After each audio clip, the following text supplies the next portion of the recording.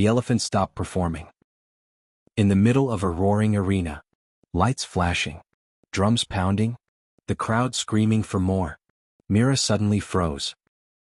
Her trunk hovered mid-air, her eyes wide, trembling. The trainer snapped the cue. She didn't obey.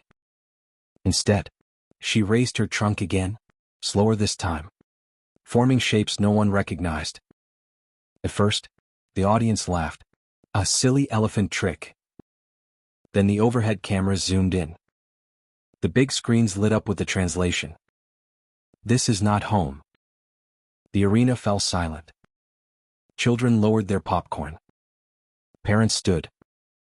The trainer's smile collapsed. Mira signed again. Hands shaking, movements sharp and deliberate. This wasn't a trick. This was a message. And 5,000 people were watching an elephant beg for freedom in real time. As the circus around her began to unravel. Mira had performed under the circus lights for nearly a decade. Glittered blankets, heavy chains, crowds that cheered because they didn't know better. Most nights, she did exactly what she was trained to do: bow, balance, march in circles. But the crowd never saw the rest. They didn't see her hesitate before entering the ring, lifting her foot at each approach, or touching the bars of her crate as if testing for a door. Only one person had ever treated her differently. An elderly handler who taught her simple signs years before he retired. Signs meant for connection, not performance. The circus never knew she remembered them. Tonight, when Mira signed, "This is not home," she wasn't rebelling. She was telling the truth. The circus had been buried. And 5,000 people had just heard it. The music kept playing long after Mira stopped. Drums pounded, lights swept the arena, acrobats frozen mid-pose, all waiting. The trainer clapped sharply, forcing a smile, repeating the cue. Tap of his boot, sweep of his arm. But Mira didn't lift her foot this time. She kept her trunk raised, tracing the same deliberate shape in the air. Not home. The trainer's smile cracked. He stepped closer, voice tight through his teeth. "Mira, move." She flinched, just barely, then signed again, slower and clearer. Parents in the front rows leaned forward. A teenager whispered, "Is she talking?" Phones lifted. People recorded. The trainer blocked her view, hissing under his breath. "Stop that, now." The ringmaster rushed in, booming laughter over the microphone. "Ladies and gentlemen, elephants love to play tricks. A lot." He snapped his fingers at the crew. Spotlights hit Mira at full intensity, trying to blind and redirect her. She squeezed her eyes shut, trunk trembling, then signed a third time. "Not home. Please." Gasps rippled through the stands. The trainer grabbed her lead rope, jerking it hard. Mira stumbled, a low cry escaping her chest. The crowd winced. A child burst into tears. Phone flashes multiplied. Someone shouted, "Let her go." Security tried to quiet the section. Too late. The truth was out. Mira backed away from the trainer, huge frame shaking. She wasn't attacking. She was afraid. The cameras on the overhead screens zoomed in without permission, a rogue technician's choice. Her eyes filled the arena, wide, wet and begging. The ringmaster's voice faltered. "Turn the cameras off." No one moved. Mira signed again. Not defiant. Not dramatic. Just honest. Her. Sad. Not home. Silence drowned the music. The trainer lunged with the rope. And that's when the revolt began.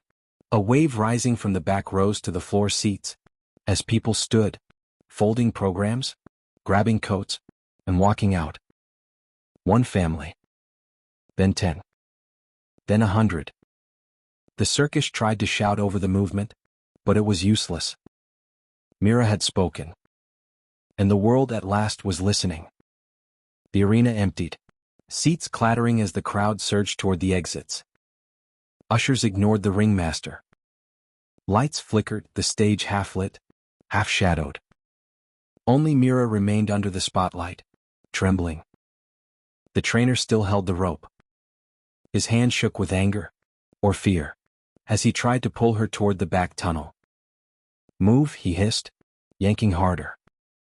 Mira let out a soft, broken rumble. From the floor seats, a little girl slipped free of her mother's hand and ran to the railing.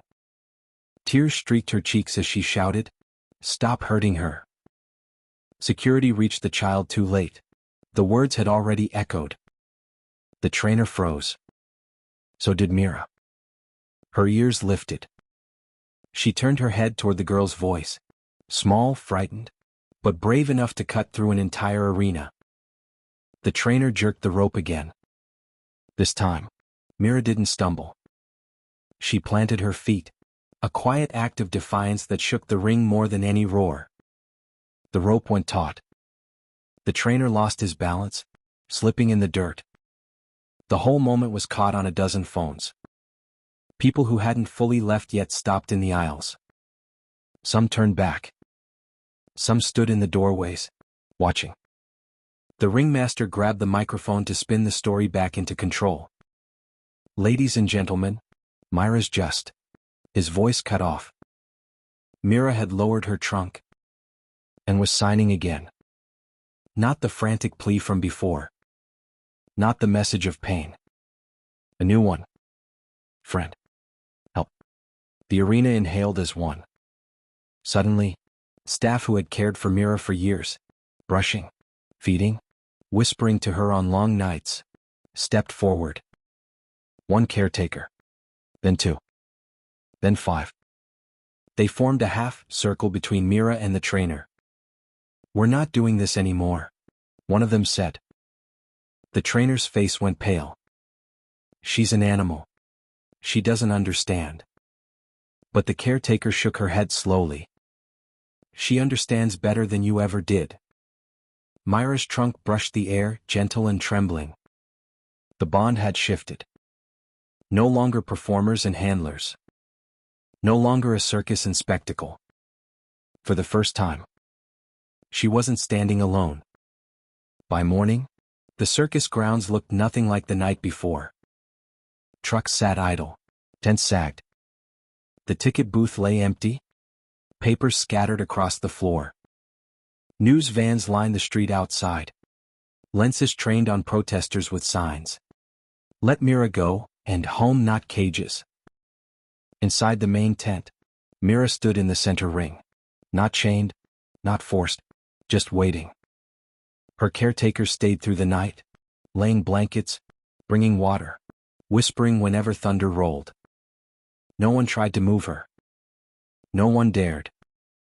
The ringmaster paced, phone to his ear, yelling about contracts, money, and reputation. Hour by hour, performers packed and left. By sunrise, half the circus staff was gone. When the wildlife rescue team arrived with trailers and veterinarians, the ringmaster stepped forward to protest. But Mira lifted her trunk and signed one clear word: free. A hush fell over the entire tent. Even the ringmaster's voice broke. The caretakers exchanged a glance, then nodded. Together, they unlatched the final restraints on the loading gate. Mira hesitated only once. She looked back at the arena, the dirt ring where she'd spent years walking in circles, and rumbled a low, trembling breath. Then she stepped forward. Sunlight touched her skin for the first time without bars in the way. A cheer rose from the protesters outside, rolling across the parking lot like a wave. Mira paused, lifting her trunk toward the sound, not confused, not frightened. Acknowledging it. Hours later, as her transport truck pulled onto the road heading toward the sanctuary, the crowd parted in silence. Phones lowered. People simply watched. Inside the truck, Mira leaned her head toward the open window, feeling the wind rush over her for the first time in years. In the distance, a child's voice called out, "Welcome home, Mira." And for a heartbeat, she signed it back. Home.